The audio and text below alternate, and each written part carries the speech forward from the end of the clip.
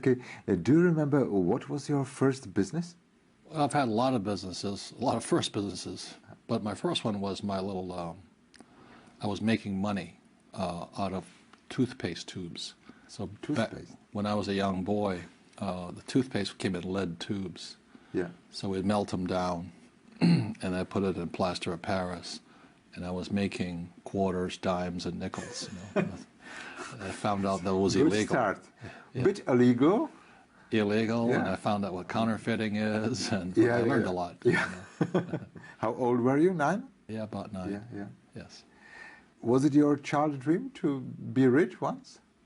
I don't know if it was my dream. I was more curious. You know, Yeah. I kept having the question, how come they're rich and I'm poor? You know, Yeah. why are they rich? Why am I poor? And I always wanted to know why, and nobody could tell me.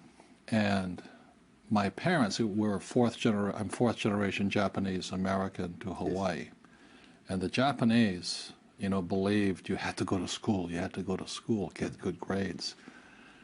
And so when I said, well, how do I be rich? He said, well, I go to school. And I said, wait a minute. All of my uncles and my aunts and my grandfather and my father and my mother, they all went to school. They're still poor. So I knew there was something missing in school. And then my friends, most of them were white guys. I'm Asian, they're white. And they owned the plantations. Yeah. And I said, they know something I don't know. I work for them, do you know? And I started hanging out with the rich white guys, and they didn't know either. None of them knew. They just were rich. So you go to school, you don't get rich, you hang out with rich guys, they don't know why they're rich. And that's when I met my rich dad. I said, somebody could teach me. So at 9 years old, my rich dad began to teach me. And I was just curious. You know? So your most famous book, Rich Dad, Poor Dad, is based on real characters. Oh, yes, yes, yes. So the rich dad was the dad of your schoolmate? My best friend, yes. Yeah. And the poor dad was My dad. your dad? Yeah. My dad, for Japanese, was very tall. He was 6'4". I see. And he was a PhD. He graduated from his first school in only 2 years. You know, 4-year school he did in 2 years. And then he was the head of education, and then he ran for governor of the state of Hawaii. So he was a political person, very smart, academic, political. And my rich dad was an entrepreneur and a scoundrel. So I learned from both dads. Have you been a good student? To both dads, yes. What would your father say if you would see how wonderful your business is today? Was he still alive when you published the book? No. No. What would he say?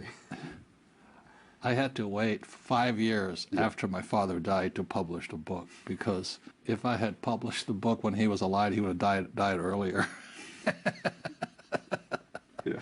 So I waited 5 years. Both my poor dad died, then my rich dad died. And I was now rich. You know, I was not rich. I'm not like a Donald Trump or anything like that. I just never had to work again for the rest of my life, and money was still coming in. So I thought I'd best write how I did it. And so I was sitting and writing and said, you know, just thinking. And also I had a rich dad and I had a poor dad, and the book just started to come out. Yeah. Is it true that the publishing houses didn't want to publish it? That's correct. So you had to publish it yourself? Yes, I did. What a lucky day. Well, even though my father was a PhD, Yeah. very smart man, and head of schools, I was always flunking out of school because I can't write. And so, you know, and so when I wrote Rich Dad, Poor Dad, the publishers are all very smart people. They said, you can't write. And I said, well, you sound like my teachers. You know, so I self-published the book, and that was in 1997. I said, okay, I've done my job. I've told people how I did it. You know, I was already a rich man. I said, so I'm going to do something else. And I was in Australia in the year 2000, and the book has been just moving along the world by itself. People go, hey, you got to read this book, you got to read this book, you know, word-of-mouth advertising. And then in 2000, I was in Australia, and Oprah called. And Oprah, you know, my wife says, hey, Oprah Winfrey called. And I go, yeah, so what? She says, she wants you on the program. I said, well, I'm out, I'm having fun in Australia. And she says, when Oprah calls, you come home. So, so I flew all the way from Australia to Chicago, Yeah. and nobody knew who I was, you know. They put me in the green room, you know, put makeup on me, and going, what's happening? And they take me into the studio, and I look up on the stage. There's just 2 chairs, just like this. I go, 2 chairs? And all of a sudden it hit me. 1 chair was for Oprah, and 1 chair was for me. Yeah. So in the year 2000, my book was already a bestseller, Yeah. New York Times bestseller. So I sat down with Oprah, and my whole life changed. And suddenly I became famous. You know, everybody said, who are you? I said, well, no, I just popped up here. It's quite unbelievable. Yeah. If you think about 10 minutes discussion with Oprah. It was 1 hour. Yeah. She gave me 1 hour. And it was the greatest gift she could have. She was a great person. Yeah. Greatest gift. At the end of the program, I'm going, she goes, bye. I said, you know, and she says, hey, I just sold 1 million copies of your book. And I went, wow. And I make $5 a book. Yeah. I said, I just made $5 million in 1 hour? That's the most money I've ever made. That's unbelievable. Yeah, and then from there, because her show was syndicated, as you know, then it went all over the world. And today the book is in, I think, 100 languages or 50 languages, whatever it is, and it's still selling. Yeah. When we go back to your young years, you served during the Vietnam War Yes. as a pilot of a helicopter? Of Yes. A gunfighter helicopter or something? Yeah. Yes. You don't talk very often about this experience. Was it painful? It wasn't painful from anything else, but so I went twice. I went once in 1966 Yes. as a student because I went to military school. So I went to study the Vietnam War from cargo operations for ships. Then in 1972, I went back as a pilot, and so I was more grown up. And I saw war as this horrible. It wasn't about America, you know, and da da da da da. It was about money. And I couldn't fight anymore, you know. So even though I had a good career as I could have gone all the way through and all this, I said I choose not to fight anymore. Mm. So it wasn't painful from war. I lost a lot of friends, but I had to question being an American. Mm. That's what I had to question. Yeah. So I still live in America. I pay my taxes. I respect what they do, but I work for peace in my way, you know. And if money causes war, then money can also stop war. Yeah. And the greatest cause of war is actually poverty.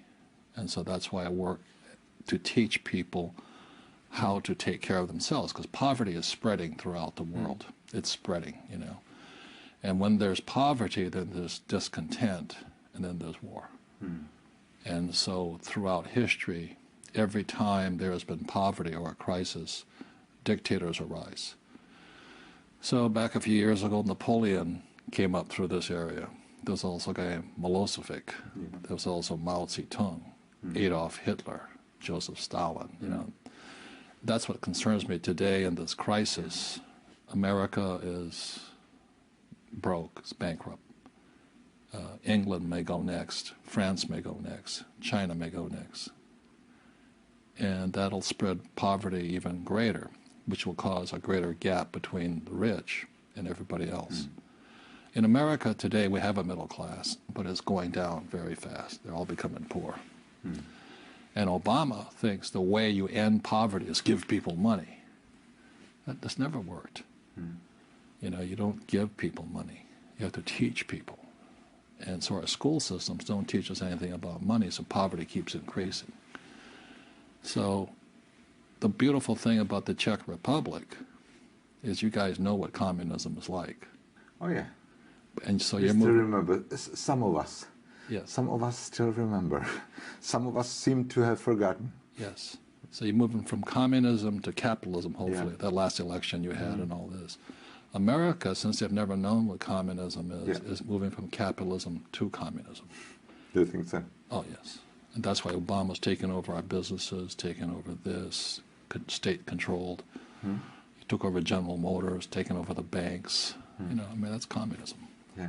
He's a good man. I don't make him, you know, he's from Hawaii. But he was raised on government welfare. Yes. Yeah. He never had a job. He's never run a company. Now he runs a world. Could you even today fly a helicopter? No, No, yeah. no. I wouldn't want to. Yeah.